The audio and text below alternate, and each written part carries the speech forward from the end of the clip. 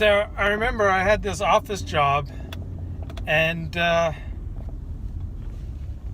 was always just like struggling, just all these physical ailments are just like disabling headache, disabling fatigue, disabling nausea, sore throat, weakness.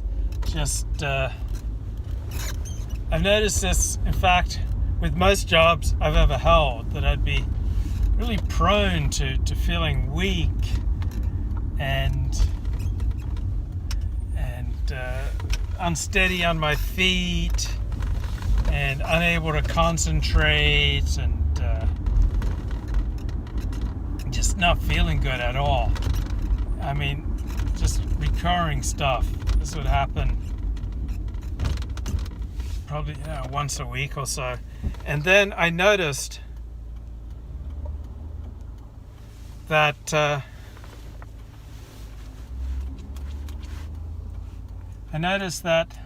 soon as I left work, I started feeling better. As soon as I got out the door from work, I'd start feeling better. I mean, like my father, I've often had sleep problems. And so, let's say I just got a couple of hours of sleep, so I'm just barely functioning, okay, at an office job. Can just barely put one foot in front of the other, one hand in front of the other. And then as soon as I get out the door,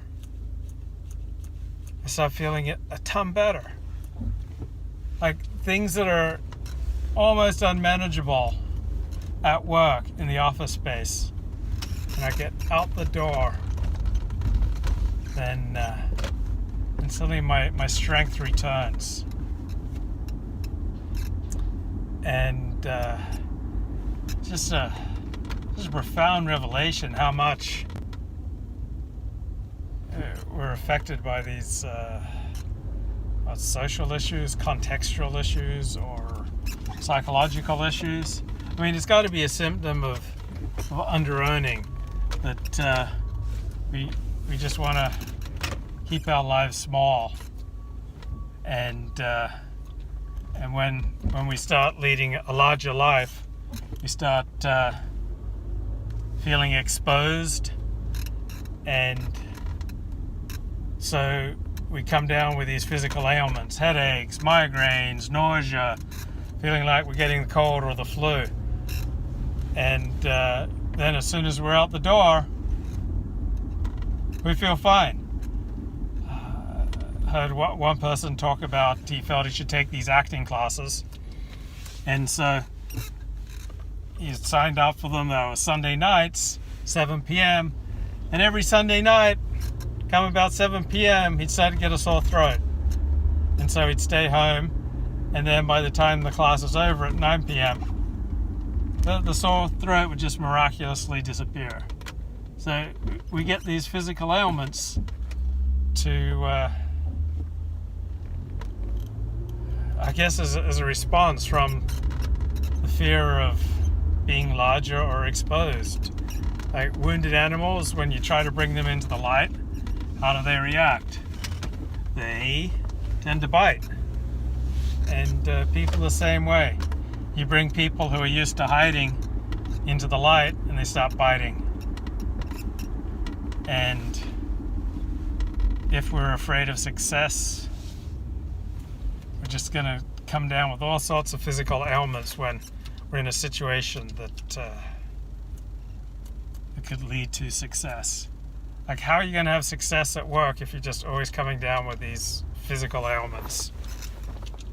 It's a fear of being larger, being exposed,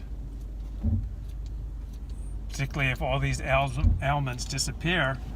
You know, once you're in your cave, once you're in your safe space, like, get back into your cave, get back into your apartment, and all these ailments just disappear. And I've always thought of myself as a strong, disciplined person.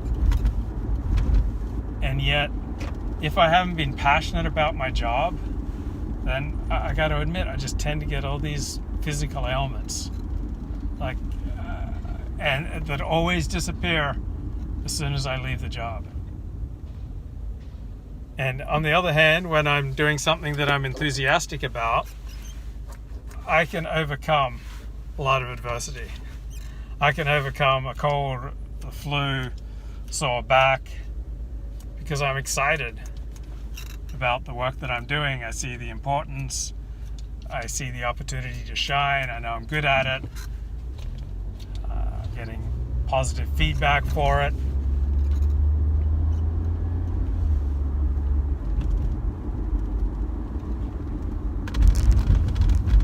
And I think was it Nietzsche who said that when you have a why, you can overcome anything.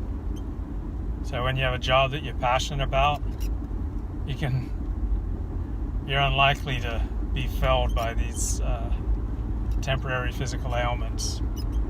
When you're walking with friends, you can usually walk farther. You can do more. In my 12-step programs, we call each other for support. And if we're faced with something particularly daunting, we'll bookend. We'll call before and after, or we'll at least call before, text after, and get support to do the right thing. Things that we know we need to do, but don't come naturally. I notice the older I get, the more my brain does not like change. My brain rebels against change, particularly technological change, changes in routine.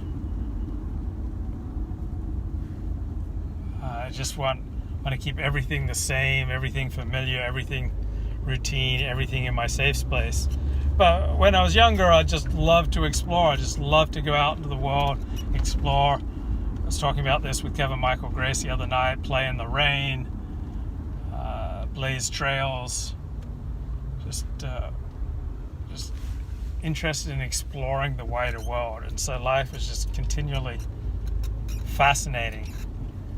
And then as I've gotten older, I notice how my brain resists change, fights change, doesn't like to change. And I think it's becoming stronger the older I get. I think I'm probably more resistant to change, more set in my ways now than 5 years ago, than 10 years ago, let alone 20 years ago. In February of 1988, I woke up with what seemed like a severe case of the flu, and so I stayed in bed for a couple of days. And then when I tried to resume my life at school and at work, I just kept getting relapses. So eventually I was diagnosed with chronic fatigue syndrome, and I do believe like something just snapped in my body. I could no longer, for whatever reason, handle much physical exertion without getting sick.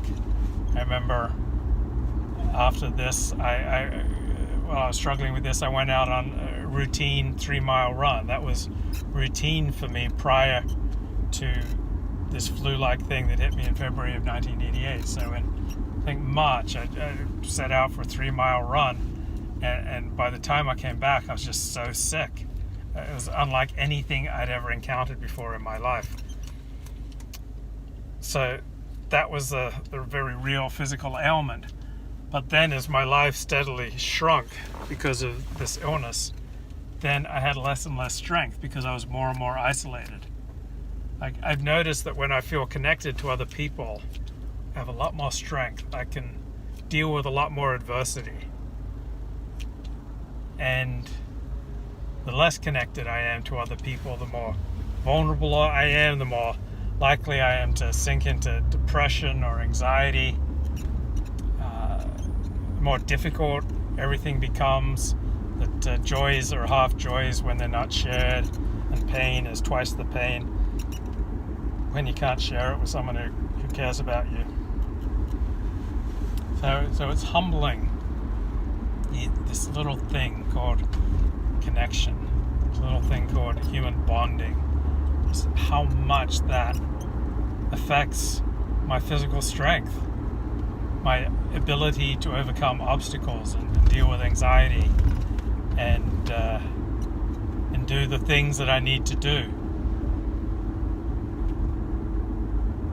Because otherwise the temptation is just to retreat into the cave, and which in turn, of course, is the definition of isolation. The more isolated you get, the more weird you tend to become. The more weird you tend to become, the more isolated you get. It's all a vicious cycle. The more isolated and weird you get, the more likely you are to feel sick.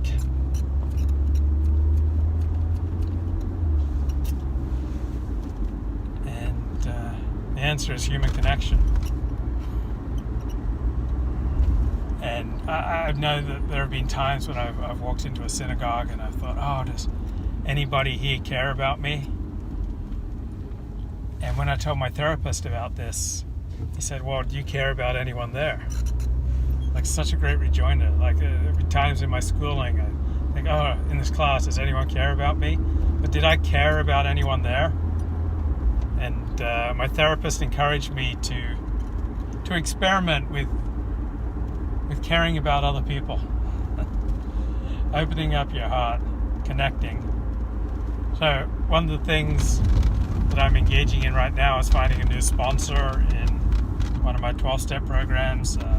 My sponsor got pregnant and got a new job and has just disappeared. Just does not answer my phone calls and texts.